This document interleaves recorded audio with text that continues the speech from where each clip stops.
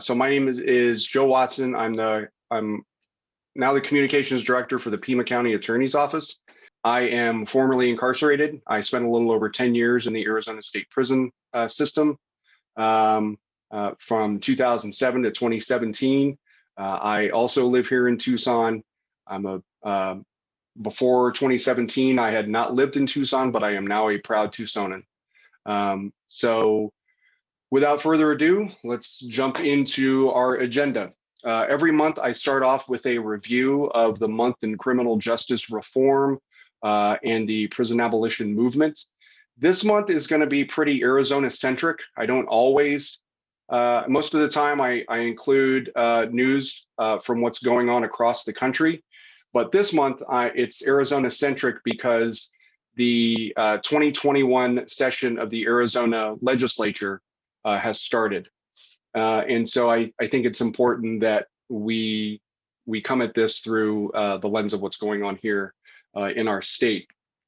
So let me share my screen with you all.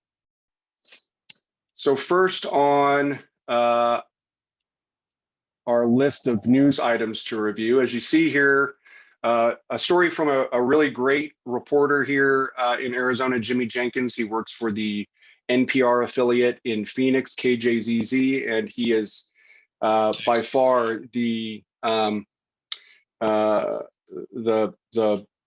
best journalist in the state, really covering issues about our Department of Corrections here. I'm going to turn off the phone so we don't get interrupted by text notifications.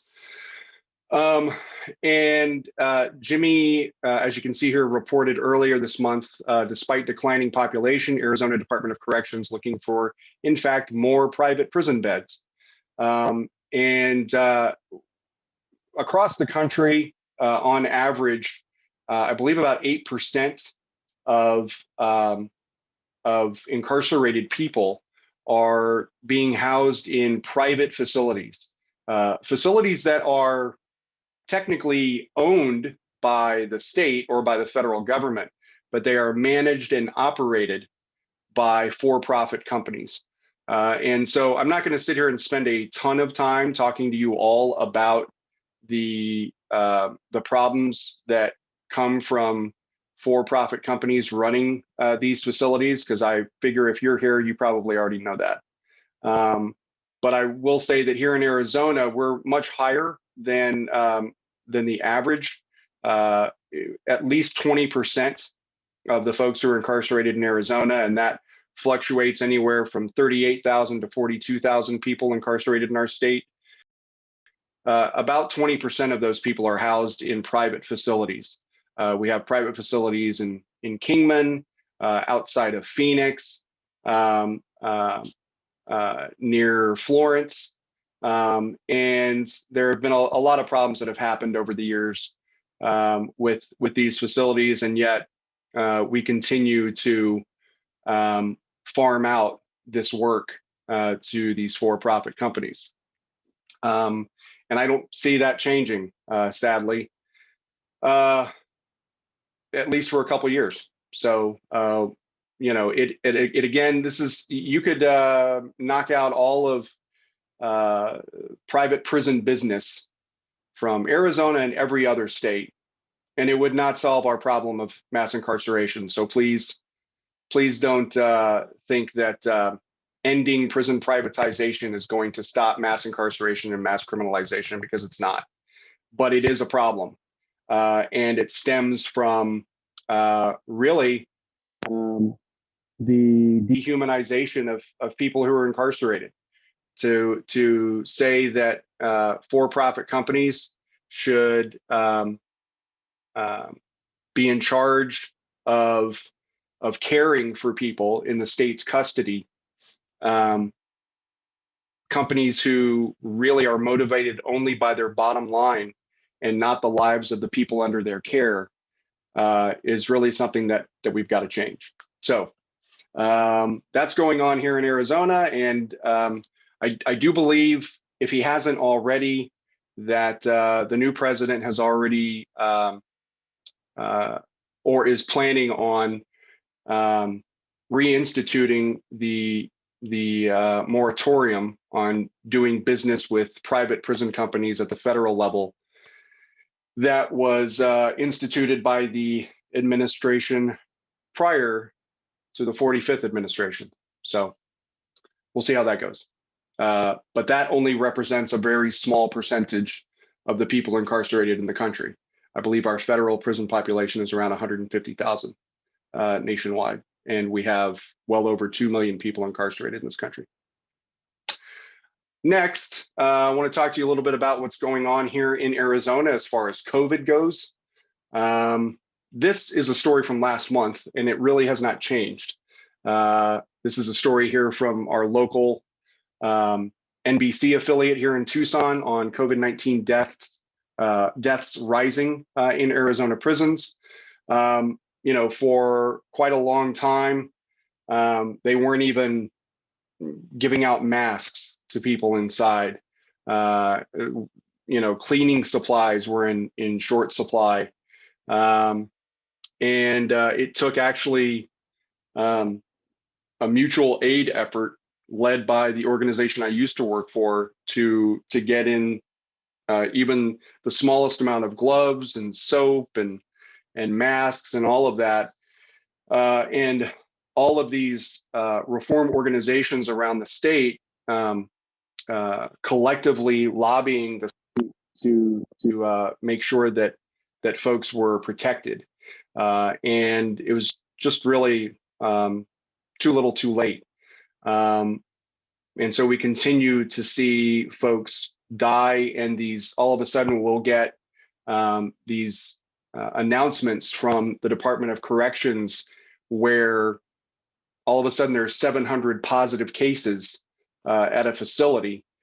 We've seen that happen in Yuma. We've seen it happen in Florence, in Tucson, where all of a sudden the state's department, the Department of Corrections website, which maintains a COVID dashboard for the number of people who are infected and who have died from COVID in our state prisons, updated with all of a sudden 700 positive cases at a facility.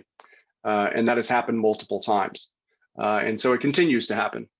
Here in Tucson, in Pima County, just this week, we had someone die after testing positive. In fact, I believe last week there were 2 people who died inside the Pima County Jail, and I believe there have been 5 total deaths, 2 of them just coming in the last week. So I will tell you that the Pima County Attorney's Office, for what it's worth, is working with the Pima County Public Defender's Office to get a list of names of folks who are being held on low cash bail and have been since 2020 to get these folks out so that we can create a little bit of spacing inside the Pima County Jail, the necessary or close to the necessary social distancing to mitigate the impact of the virus. So that's what's going on here locally. There are also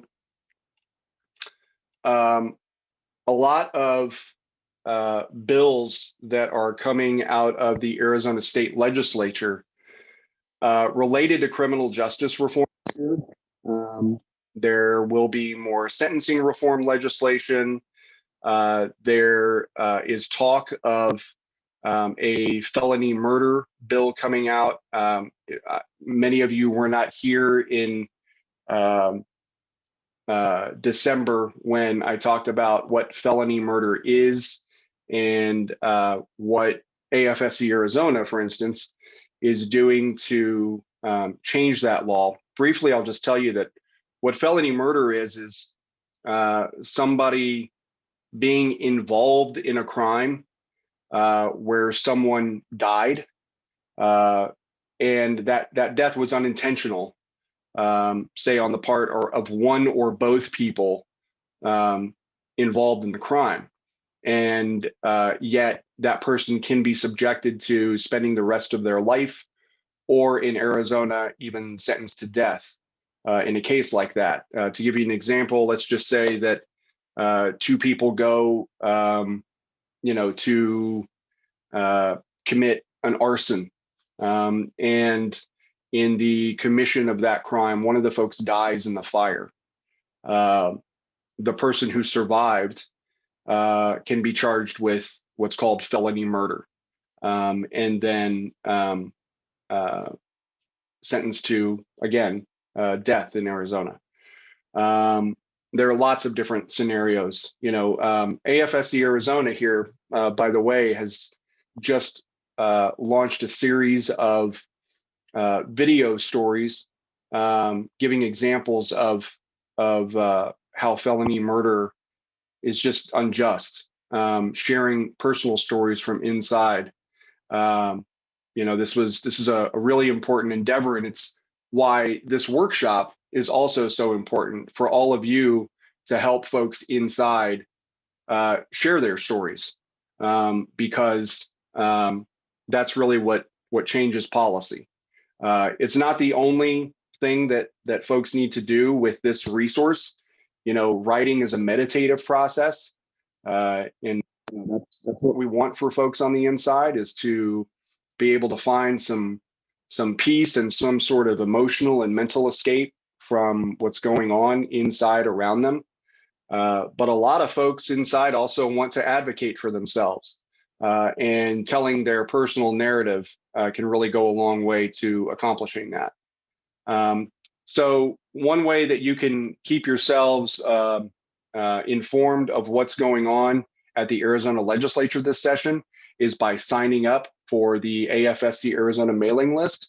Every week during the legislative session, they send out an email that is a review of news in Arizona's carceral system, and their guide, kind of a thumbs up, thumbs down, not kind of, literally a thumbs up, thumbs down guide to legislation related to the carceral system. So if you sign up for that, you'll get an email every week during the legislative session of what's going on. And they don't spam, they don't send you a bunch of nonsense. It's just that weekly email that you'll get from them. So let me shut this down, the steering anyway, and open it up for questions about any of those news items or anything else that you have related to this review so far. Please feel free to ask any questions or offer any discussion on that. Go ahead, Maggie. How are you? Fine, thank you. Good to see you. Good to see everybody. This is just a comment. I'm writing to two people, not through free time, this is separate. Two people who are incarcerated in Yuma in the Cheyenne unit, and every single person in the unit tested positive for COVID. And, it's clearly causing some concern. But anyway, I wanted to throw that in. Something to worry about, I think. Yeah, indeed. I actually have personal experience with it, and it's really tight quarters. They have, just to give you all a description of what those living conditions are, these are quote unquote dorms. You'll have a building that is 4 different pods, and it's like a galley style dorm, where there's just one narrow walkway in between bunks on both sides of that walkway. And each bunk or cubicle is about 6 feet. It's 6 feet by 6 feet square, basically 7 feet by 7 feet, something like that. And that's all the distancing that there is. It's like a ship. It's like living in ship's quarters. And the only way to create real distancing in those conditions is to release about half the people. That's the only way you're going to be able to do it. And at least half the people in our prisons could safely go home. But that doesn't fit the narrative that everybody in prison is dangerous. So it's not happening. So thank you for relaying that, Maggie. Hi, Leslie. I see your finger up. You're on mute, by the way. I had a question. I had visited the state prison outside of Tucson, and their setup was like that too. They only had this little tiny space. Is it still like that? What unit did you go to at the Tucson State Prison Complex? I was with the citizens that go through the prosecutor's office with, and then it was Barbara Lawal when I went, we visited the jail, we visited the juveniles, and we visited got it. So that was the county detention facility. I'm not really familiar with the county detention facility, but jails are basically have even less space in them than the state prisons do. No, this was, and then okay. we went out to the state one, which is across the street from the federal one. We didn't go into the federal, but the state one was like that as well. Yeah, at the higher custody yards at the state prison complex, it's definitely like that. In the higher custody yards like Rincon and Cimarron in Tucson, most of the housing is two-man cells. And they're relatively small, and so that's happening. And then on some of the higher custody medium security yards, it's like I was just describing at Cheyenne. On the lower custody yards like Whetstone out there at the Tucson State Prison Complex, it's more open, but it's still not the appropriate distancing to keep people safe. So it just doesn't, it doesn't really matter what facility or what unit it is in Arizona or any prison across the United States. People are packed in, people are close together. There's no real effort to create safe social distancing. And on that note, where are they in the vaccine distribution? I believe so. They're at 1B, and that they prioritized law enforcement at the top of that. So guards that go in, they're getting vaccinated. They say that people who are incarcerated are also in 1B, but I believe they're at the end of 1B, which folks won't start getting vaccinated at the end of 1B, possibly until the middle to the end of March. So we're still a little bit of ways. Thank you for those questions, Leslie. You're welcome. Anyone else about the news items? Hi, Kathleen. You're on mute. Yep. Hey, go ahead. My question was actually about the vaccines. So you kind of answered already, but just as like an extra comment, I think it's kind of ridiculous that since the state and the criminal legal system refuses to let people out of prison, the least that they could do is prioritize them for vaccines, but they're not even doing that either. So that's my comment. Thank you. Indeed. Indeed. I'm noticing a couple comments in the chat. Let me make sure that, oh, okay. Yes, I share the sentiments about your kitten, Kathleen. Okay, good. I just want to make sure if anybody has any questions that I'm not getting to, please feel free to put it in the chat and I will. Hi, Eileen, go ahead. Yes, this is probably a question that should be at the end of our session, but I wasn't sure with your breakout session if you're coming back to everybody. Are you doing that, or are we ending at the breakout session? No, we'll reconvene at the end of the breakout sessions for any additional questions and a reminder of when our next workshop is. Okay, but yeah, I'll hold that till the end because it's kind of an end question. Thank you.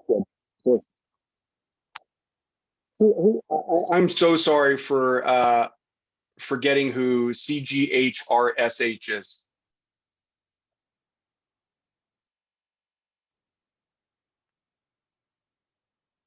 Oh, that's Renee. Okay, great. I'm concerned about a bill being introduced. Yes, absolutely. So I'm going to give you all a little bit of insight. How many of y'all have heard about this bill to be able, that would make it criminal in Arizona? First of all, this is unconstitutional, so it's just not going to happen. But a bill has been introduced at the Arizona State Legislature that will criminalize abortion in Arizona and expose both women who have abortions and the doctors who perform them to a potential life sentence in prison and even the death penalty. I mean, anybody here not heard about that legislation? This is the first time? Okay. So this piece of legislation has been introduced by someone who has been calling himself for the last couple of years the champion of quote unquote criminal justice reform in Arizona, a gentleman named Walt Blackman from Snowflake, which is also ironic. Does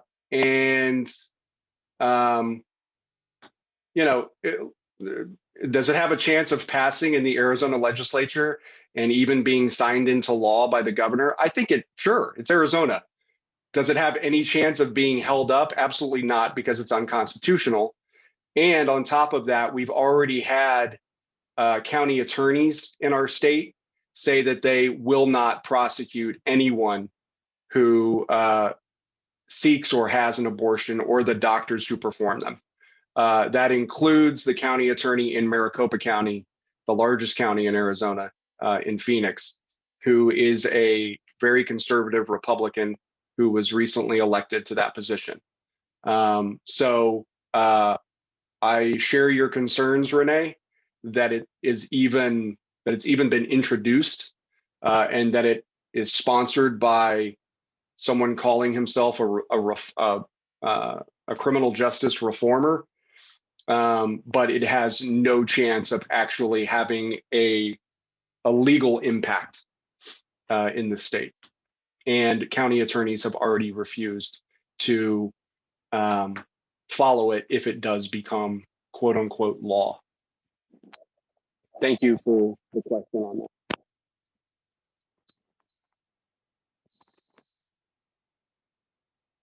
All right.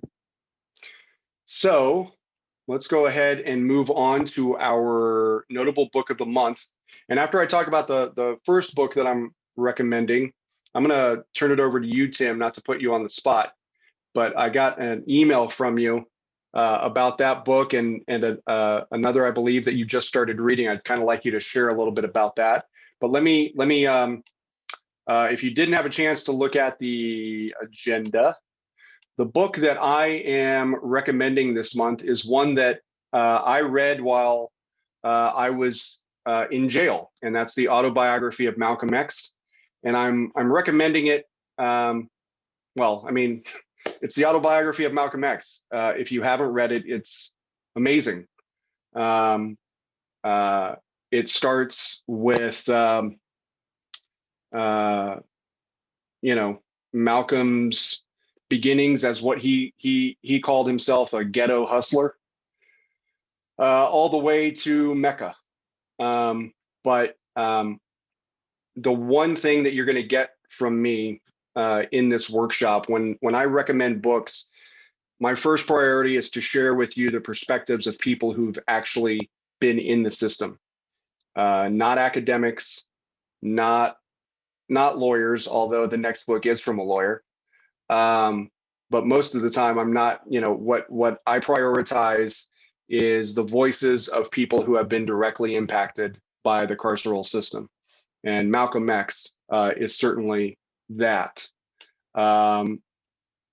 Tim, You want to tell folks about the book you're reading and its relation to the autobiography? Sure.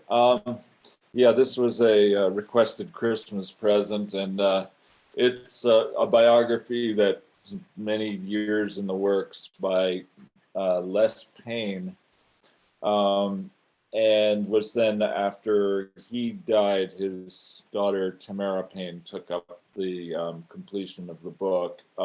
It's called The Dead Are Arising, and for me, I have yet to actually read the autobiography of Malcolm X. Of course, I've been aware of it for many years, but it's a fascinating look, not only comparing the actual events to the autobiography, where certain names were changed and or composites were created, but it also shows the roles in which his family played in helping him and getting him to a point where he could then enrich himself spiritually, and through got himself transferred from a very old world prison, Charlestown in Boston, at one point to a lesser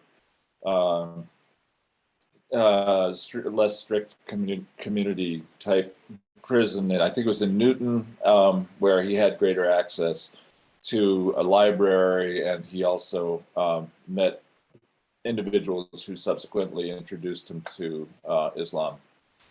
From a personal point of view, one reason I was curious about the book is in his early life, as Joe said, and as he does talk about in the autobiography, he was a street hustler. He was quite notorious for supplying drugs and other things to a lot of the jazz bands that were coming through town when he was living in Boston. And then he would, of course, he commute to New York, and was quite well known there as Harlem Red, due to his red hair and really flamboyant, the multicolored zoot suits and dancing at the Savoy and all that. So it kind of brings that whole world to life as well. Thank you for that, Tim. Yeah, it's one of my favorite books, and for folks that I still communicate with on the inside, that I'm able to, folks who I did time with, one of the books that I always send folks inside is that one, because it really, reading and writing obviously inside is just, it's really a liberating thing, and reading that book in particular was really helpful to me, and helped open my eyes to a lot of things, even 55 years later, after the original autobiography came out, when it was first published. So many of those things still ring true, sadly. So, Leslie, I think I saw your hand up. I just had a couple of things. One is the movie with Denzel Washington's pretty awesome. Secondly, I was in Omaha, Nebraska some years ago, and there is a birthplace of Malcolm X.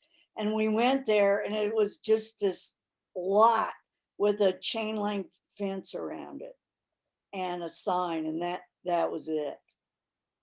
Wow. Interesting. Okay. All right. So this is a book that will come out, looks like April 20th. It is For the People by Larry Krasner.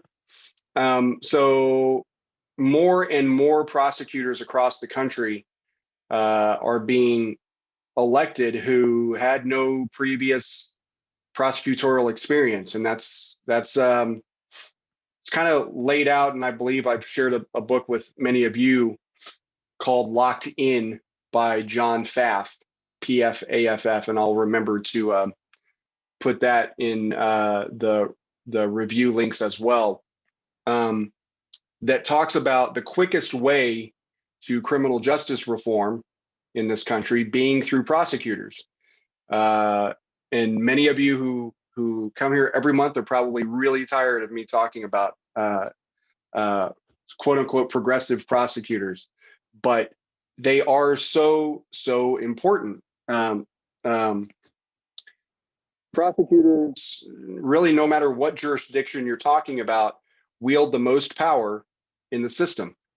They decide far too much how long people are going to go to jail, for what offenses they will be charged, if they will be charged at all. They have acquired more and more power through state legislatures, especially in Arizona, over the years.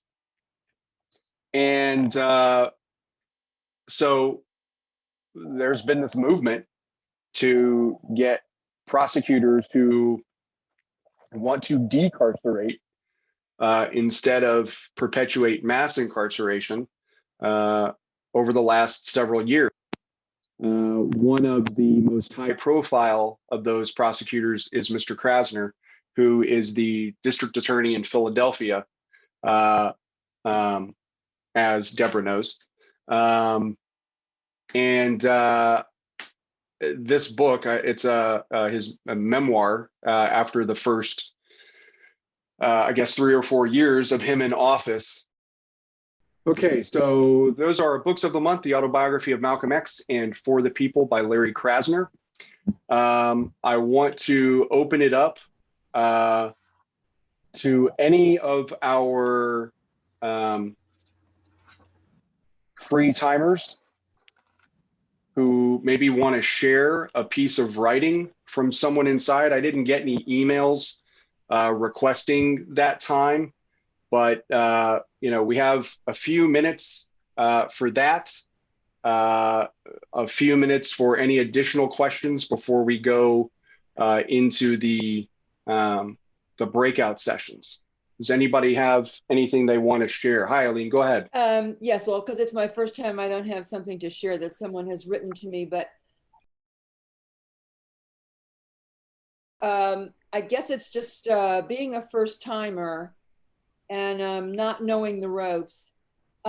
Is part of your program allowing me to be paired with someone who can tell me what the initial meeting might look like with someone, and if there are a list of questions, like canned questions, to ask to start a dialogue, or just to get into how you do this? Yeah, so that's what our part of what our breakout rooms are for, is for people to talk about what's working and what isn't working with the folks that you're corresponding with, the process. And also in the introductory email that I sent all of you who are new, there's a suggested opening for your first letter, how to introduce yourself. There are lots of links for writing prompts, suggestions that maybe you share a small piece of your own writing. I will also, tell you all that some folks are wondering about boundaries, how much to share, how, what not to share, things like that.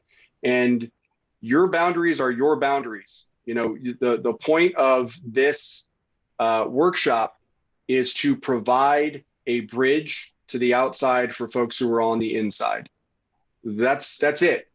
If you want to tell the folks that you're corresponding with, please don't ask me to send you money. Please don't ask me to make phone calls or send emails on your behalf.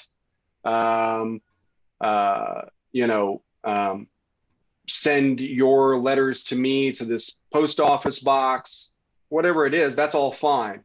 I also think that it's probably not appropriate to set up all of those boundaries in your first letter, because it might make you seem less accessible to the person on the inside.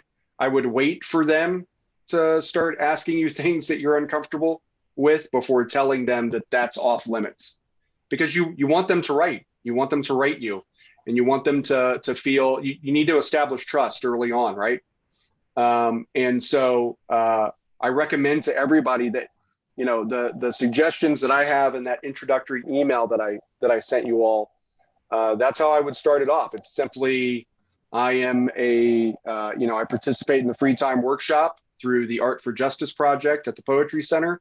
I also am a writer or an artist, or I'm not a writer or an artist, but I have an interest in supporting incarcerated writers.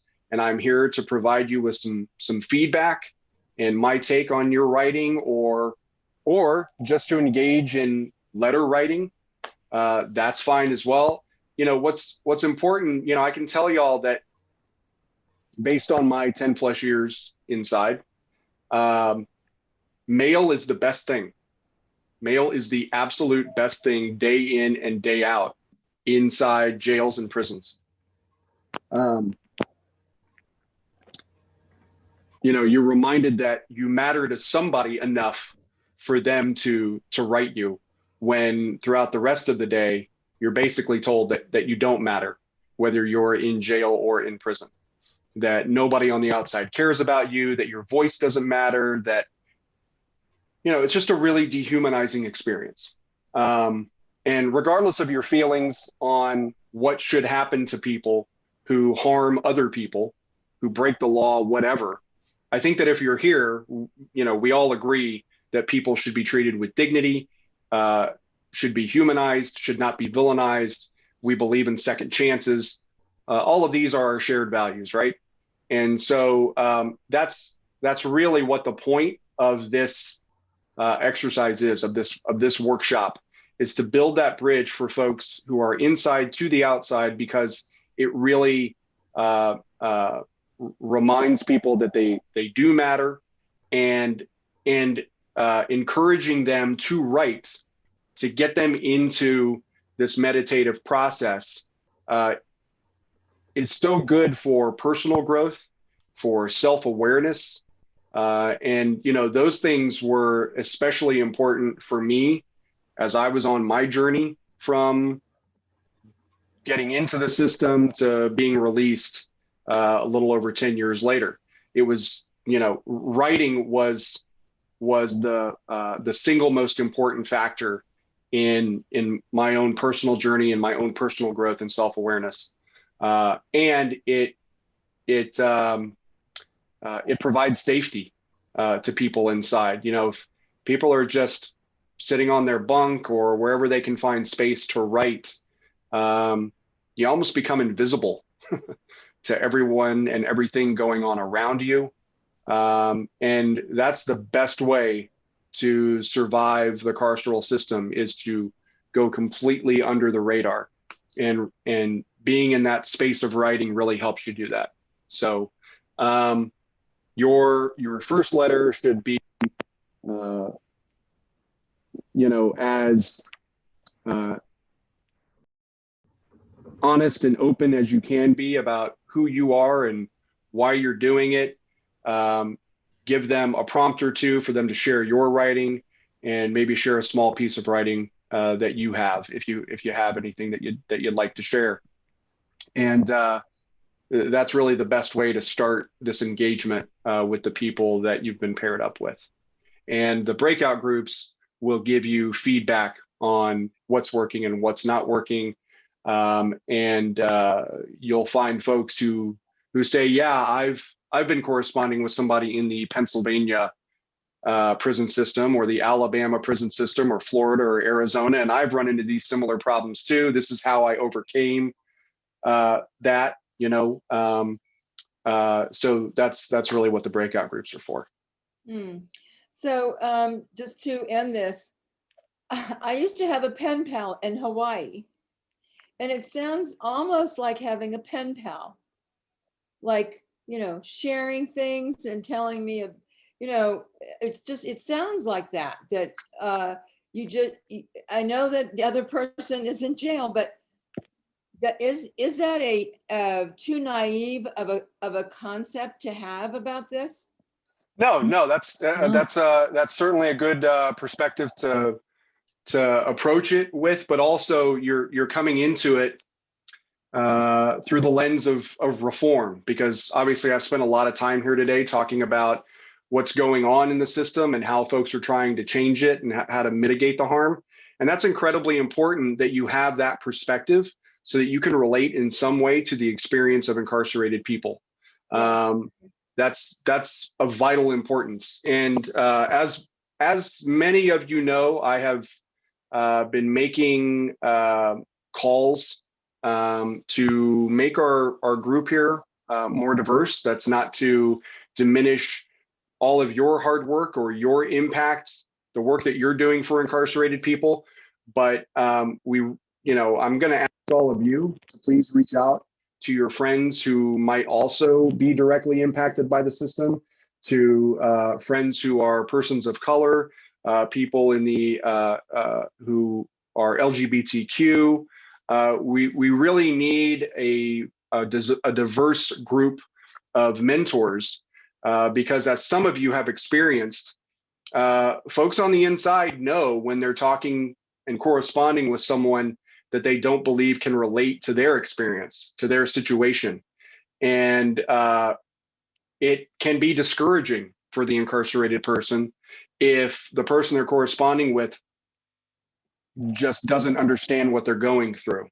Now, that's not always the case. I've only had, I think, 2, 3, 4 of you who've come to me in the last couple of years who've said that the person I'm corresponding with said, you just don't get it because you're not Black, you're not a person of color, you're not LGBTQ, whatever it is. And so I'm just going to ask all of you to also reach out to your networks, your community, your friends, encourage them to contact me, to get them into this workshop so that we have a diversity of perspectives and mentors. So.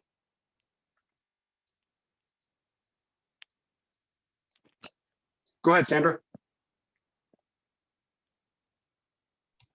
Yes, I have a short haiku from Marlon, so I'd like to read it to you. I thought it was really, really good. Wonderful. Please go ahead. Searching for knowledge, hidden treasures filled with gold, understanding self. Want me to read it again? Because it's quite, searching for knowledge, hidden treasures filled with gold, understanding self.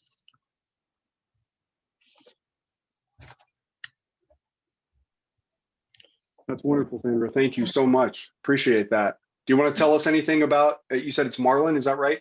Yeah, Marlon. And yes, he's really becoming more and more, advanced and a good poet.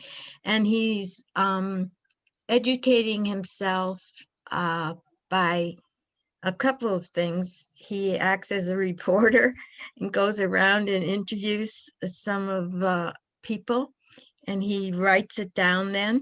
And then the other thing is he's really gotten very deep into meditation more and more. And I've encouraged that, of course. And so I'm really happy for him. And I noticed that you clapped and, so I will let him know that. I'm sure that will, be good for him. Thank you. Thank you, Sandra. I want to comment on that last point, especially. When we were meeting in person, those of you who are new to the workshop, what I would do is folks who wanted to share the work of the people they were corresponding with would share that work with me. I would make copies of it and pass it around to everybody at the table so that folks could comment, write their own comments of support, some feedback on it, and then folks can mail those that feedback back to the person they're corresponding with. Obviously, we can't do that here, but I did notice.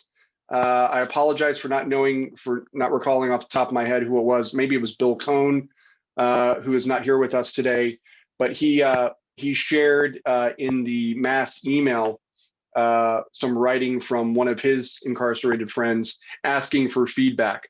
I encourage that. If y'all have a piece of writing that you want to share with everyone to get feedback on that you can send in to your friend, feel free, write it up, obviously with permission of the person that you're corresponding with first. Ask them to consent to you sharing their writing with the group. And then feel free to send it out via email and ask folks for comment so that you can send it inside. It really, all of us want to, as much as maybe some of us say we don't care if anybody reads our work, that's not true. We, sure, we write for ourselves, but it's great when people read our work and give us feedback. It's really hard for folks inside to continue to write in a vacuum. That's where part of this workshop, the idea for this workshop came from, is that people write and write and write, and they're not getting any feedback from people whose opinions they respect, or they're not getting any feedback at all. And it's really hard to continue to be at your best creative self when you don't have that. So yeah, please feel free to share with everyone whenever you want feedback that you can mail back inside. Let's see. I believe Leslie, you had another question or a comment? I just wanted to share a poem that I got from Berardi Williams, who this is my second letter from him, and he really is a fabulous writer. And do you know who he is? He's published things online. I don't. He was 25 years in solitary. So here's his poem, and we've talked about collaborating. And although I'm primarily a playwright, not a poet, but I have written some poetry. So, and he asked me to give feedback, or maybe write another stanza, or he wanted a title. So here's the poem. And I wish I could show it to you because it's the way he's lined out the stanzas are really effective. In oppression, the cuffs are tight. In struggle, resistance is right. In survival, I learned to fight. In darkness, I found the light. In humanity, I sleep at night. And humanity is spelled Humynity. And so, as I said, I've read his writing, which is really fabulous. And I would like to ask him if I could send this poem out to be published, because I certainly think it's publishable. My idea for the title, which David Holden sent out some things about titles, would be to ground it in that he wrote it in prison, that he wrote it as an incarcerated person, because that just ups the power. So when I wrote back to him, that's what I said. And he's such a, I already feel all this warmth from him, and his, I'd be honored to collaborate. And he's just this amazing person. And he's incarcerated in California. Well, that was great. I really appreciate that. That was powerful. I know folks have commented on it. My favorite line was actually the last, in humanity, we sleep at night. So thank you for sharing that. Eileen, I see your hand is up. Do you ever exchange a photo of yourself, or do they give that as well? Anybody want to comment on that? I can. I've never sent a photo of myself. However, I have received a photo from one of the gentlemen I correspond with, and I just loved it. He trains dogs for service dogs for veterans. And he sent me a picture of him with his current dog he's training in a big American flag. And I think it was a ceremony where he was handing off his dog to someone who really needed it. So it's a really good question. From my perspective, I just treasure that photo. So may I ask, why haven't you sent a photo of yourself to him? I don't know. I don't mean to put you on the spot. I was just wondering. No, I kind of am just struggling maintaining my disciplined writing. And so I think I'm just really focused on trying to get a letter out, let alone a picture. But it's something to think about. Thank you. Katie, I saw your hand raised. Yeah, a fellow I'm writing in Sing Sing, actually. It was a rapper before he went in, and he sent me, I guess his group Quite Famous got on Billboard just before he went in. So he sent that to me, and I loved, I had to ask which one's you, and I mean, it was great fun having it, and then sent myself, so Cool. I feel comfortable with it. Hey, y'all, I want to be mindful of time. It's 12:15. We set these. I don't know why I continue to tell y'all that it's going to be 90 minutes and that's it. And, we'll get out early because it never happens. But I do think I probably spoke a little more than I normally do today. But I want to get y'all into your breakout groups because I have a feeling that a lot of the questions and comments that you might have might be best for your breakout groups. I used to maintain a list for each group each month so that people were in the same group. I'm not going to do that anymore. I'd really like you all just to kind of be randomly put into a breakout group and meet each other and all of that. So if you need to take like 2 minutes to go to get something to drink, use the bathroom, whatever, and when you come back, you'll be in a breakout group. We'll do the breakout group for about 20 minutes, and then we'll come back here if you have any additional comments or questions, and you'll get the reminder for next month's workshop. But I'm going to go ahead and move you all into breakout groups.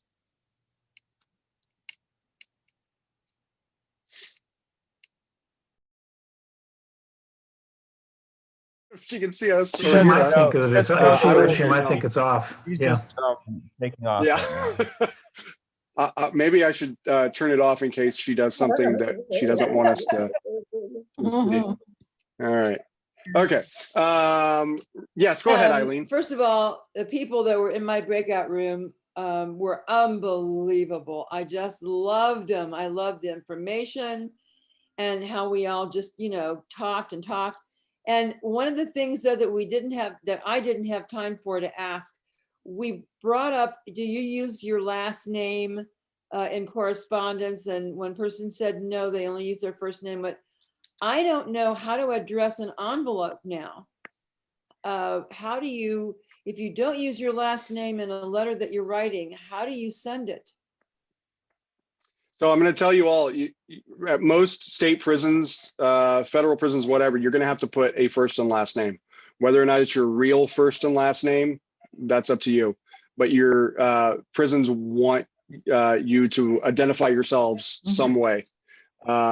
So on your return address, you'll need to put a first and last name and a mailing address following it. And then the mailing address for the folks that you have been paired up with, that's exactly what I sent you, is exactly how to put it on your envelope.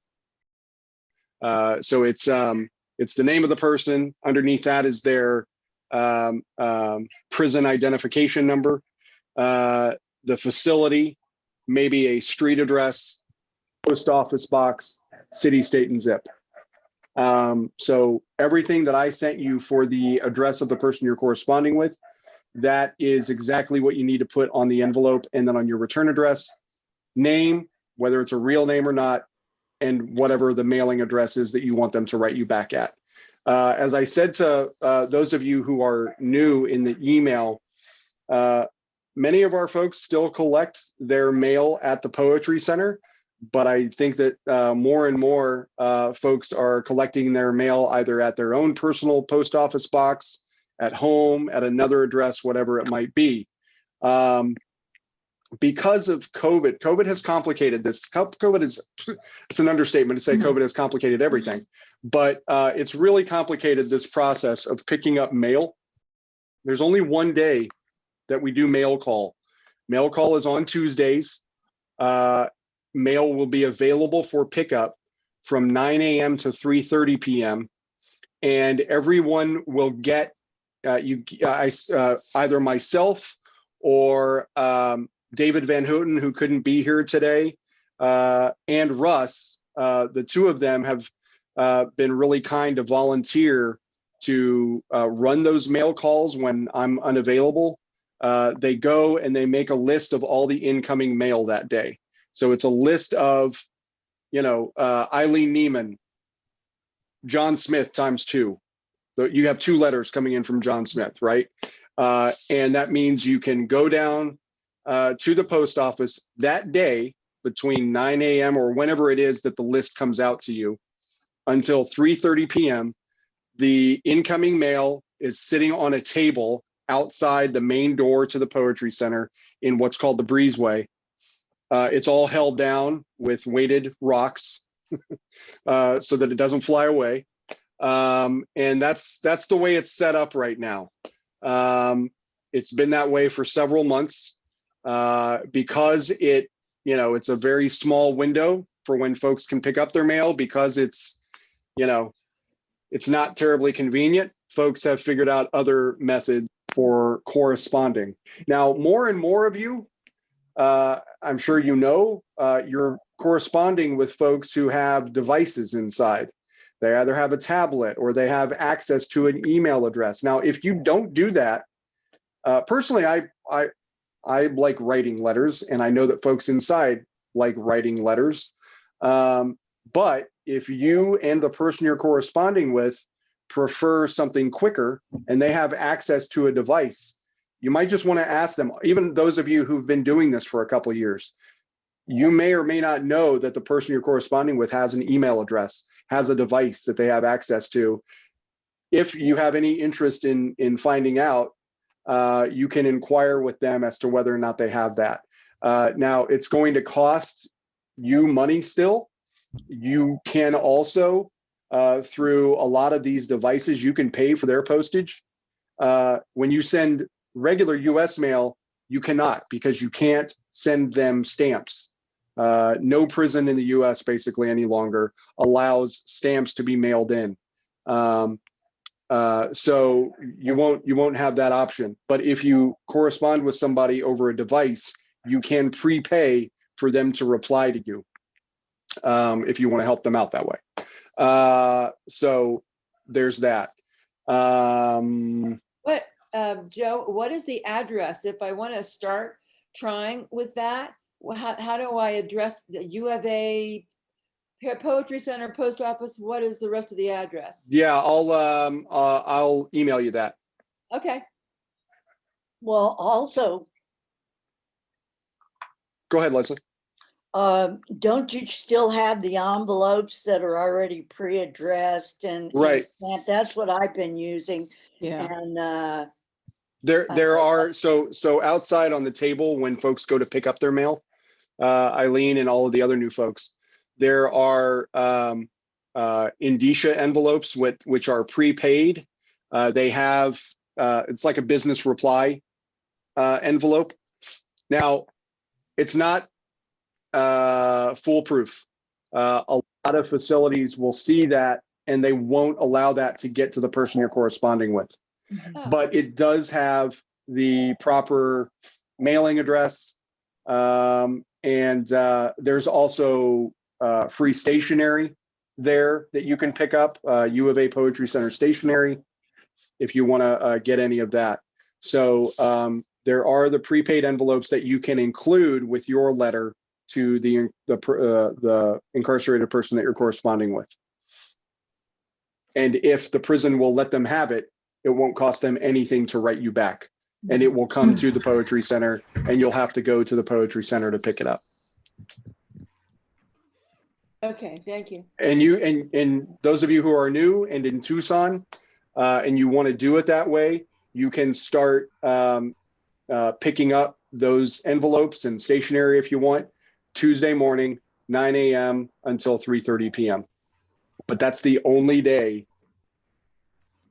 during the week that you can do that. Sorry to say.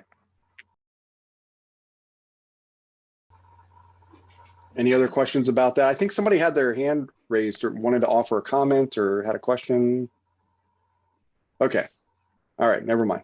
A couple things before we say goodbye.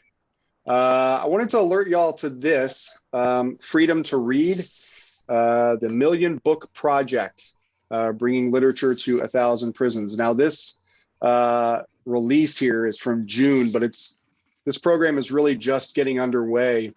And I bring it to your attention because it's really been spearheaded by Reginald Dwayne Betts, poet,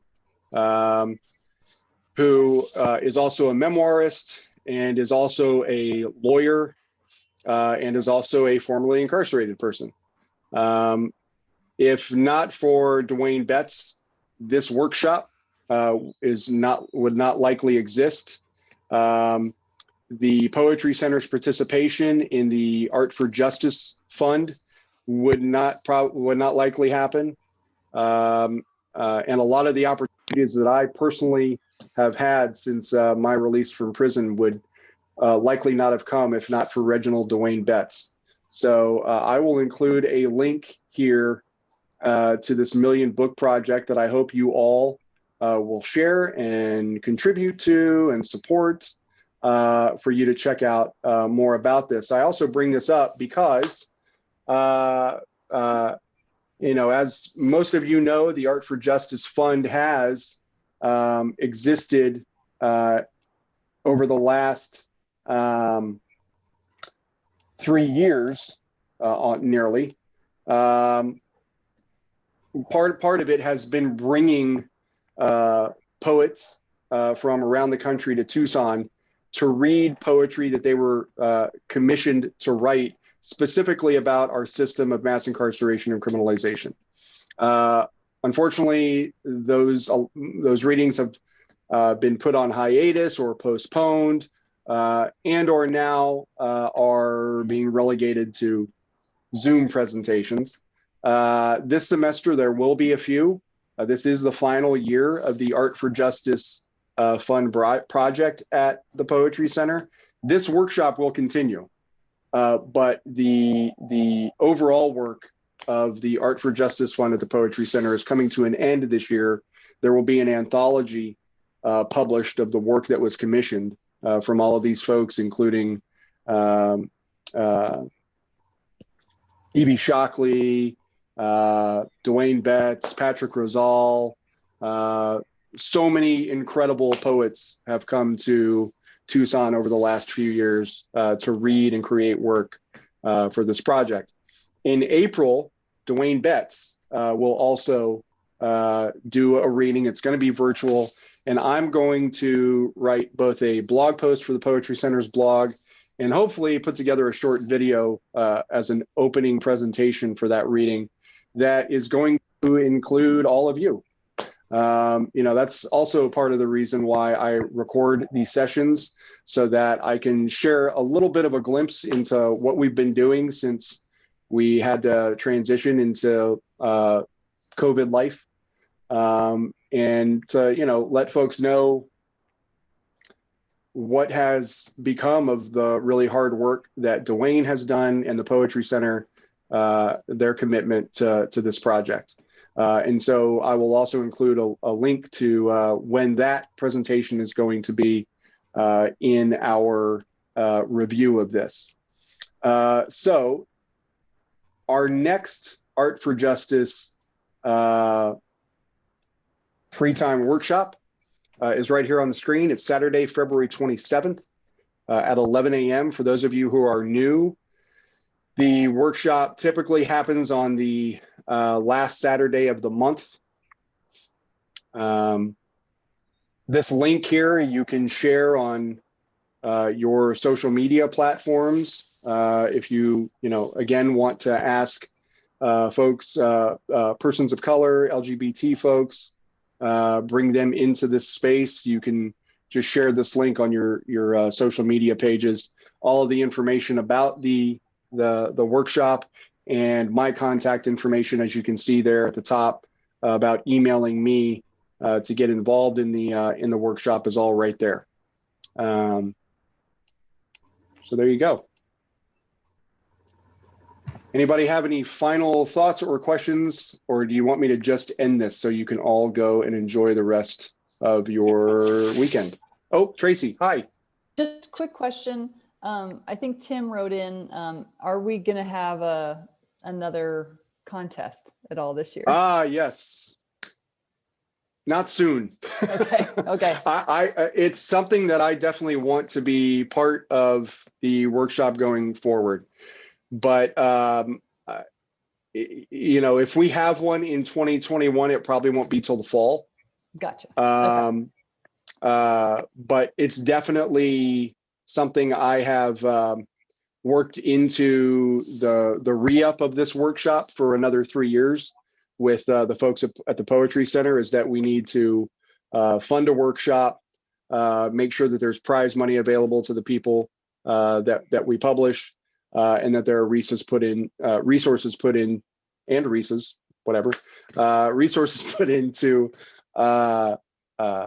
getting those works published on the Poetry Center website.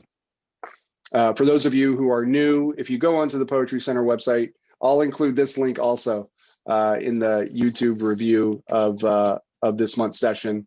I'll share with you a link to the winners of the first contest that included both poetry and prose. So thanks for that, Tracy. Anyone else? There's only one more thing. I've not been on the campus that often. Is the Poetry Center its own building, or do Yes. you need to go to a big parking lot kind of thing and go through, how easy is it to access the building? Very easy. Do you know where the Swede Johnson building is on Speedway? No, I'm on Speedway and Kolb area, so yeah. So you'll just head right down Speedway. I'll tell you more about it in an email, but it's Okay. very easily accessible. And you can park in the Swede Johnson building parking lot, which is right next to the Poetry Center. Walk right over there and pick up the mail. Okay. All right. Anyone else? Thank you so much. Thank y'all. Really appreciate it. So sorry when we went 22 minutes over. Better. Thank you for Bye. everything. Thank you. Thank you. It was wonderful meeting everyone.